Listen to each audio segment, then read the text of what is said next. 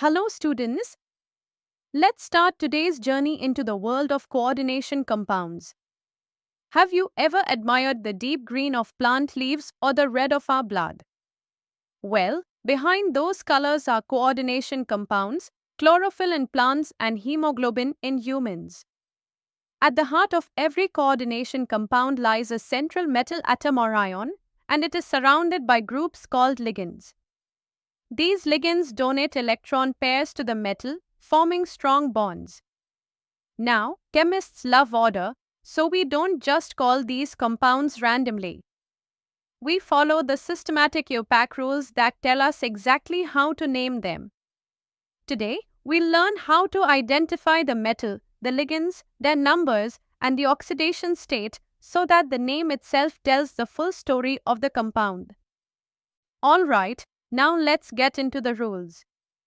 The very first thing to remember, in a coordination compound, the cation is always named first, followed by the anion.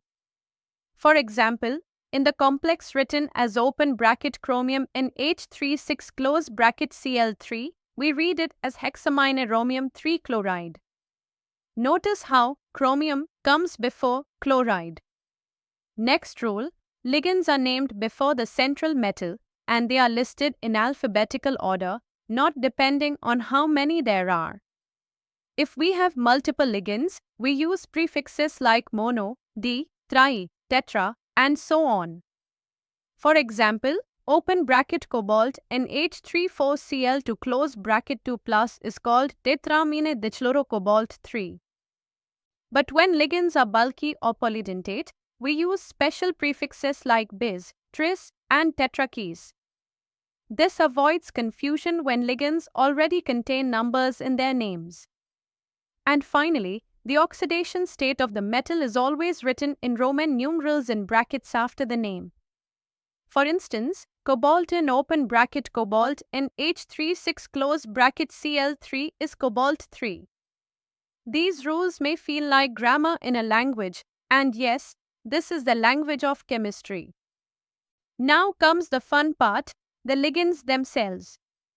Anionic ligands end with O. So, chloride becomes chloro, sulfate becomes sulfato, and nitrate becomes nitrato. Neutral ligands usually keep their familiar names. For example, water is called aqua, ammonia becomes amine, and carbon monoxide is carbonyl. Some ligands bite with more than one tooth. We call them bidentate or polydentate ligands. A common example is ethylenediamine, often abbreviated as EN, and it wraps around the metal with two nitrogen donors. And here's an interesting twist. Some ligands can attach through different atoms.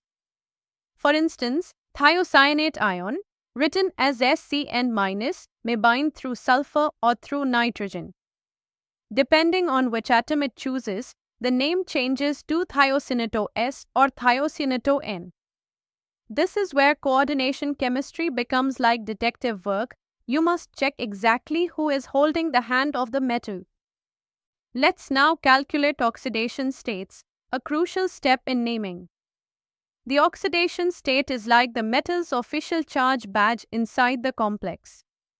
To find it, we add up the charges of the ligands and the overall charge, then solve for the metal.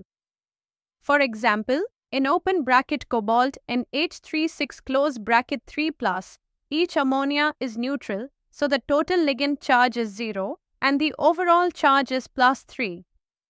That means cobalt must be plus 3. Another example, open bracket iron CN6 close bracket 3 minus. Each cyanide ion is minus 1, so 6 of them contribute minus 6. The overall charge is minus 3, so the iron must be plus 3. When we say the name, we announce it proudly, hexacyanidopherate 3.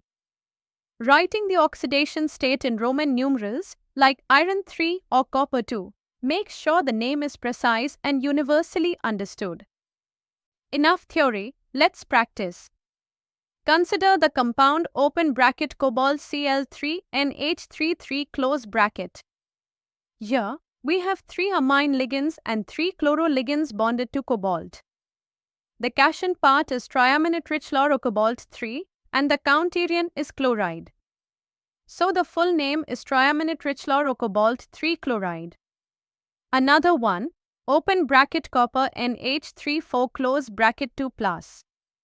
4 ammonia ligands give tetramine. The metal is copper in +2 state, so we call it tetramine copper 2 ion.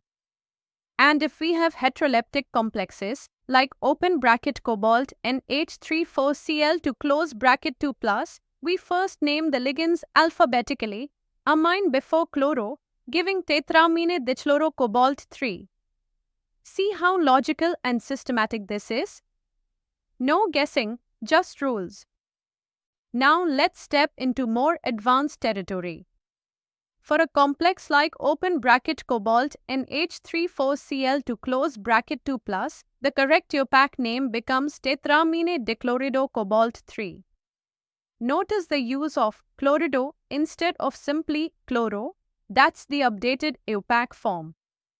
Alphabetical order is strictly followed, and the oxidation state makes everything crystal clear. In even more complex cases, with multiple types of ligands, the coordination number and geometry also play a role. Whether the complex is tetrahedral, square planar, or octahedral, the naming system keeps it unambiguous. For example, tetramine chlorido-cobalt 3 immediately tells us the number of ammonia and chloride ligands and the oxidation state of cobalt. This systematic approach ensures that chemists across the world, from a lab in Mumbai to a factory in Berlin, will understand the same molecule from its name. Alright, let's wrap up with the golden rules of nomenclature. First, always name the cation before the anion. Second, list ligands in alphabetical order and use prefixes like di, tri, tetra, or bis, tris when needed. Third, don't forget the oxidation state of the metal. It's the anchor of the name and always written in Roman numerals. And finally, follow the IUPAC guidelines carefully because isomers and variations in bonding can change the name entirely. So, to sum up, nomenclature is not just about memorizing rules, it's like learning a new language, the universal language of chemistry. Once you master it, you can decode any coordination compound, whether it's in a biology textbook, an industrial catalyst, or a pharmaceutical drug.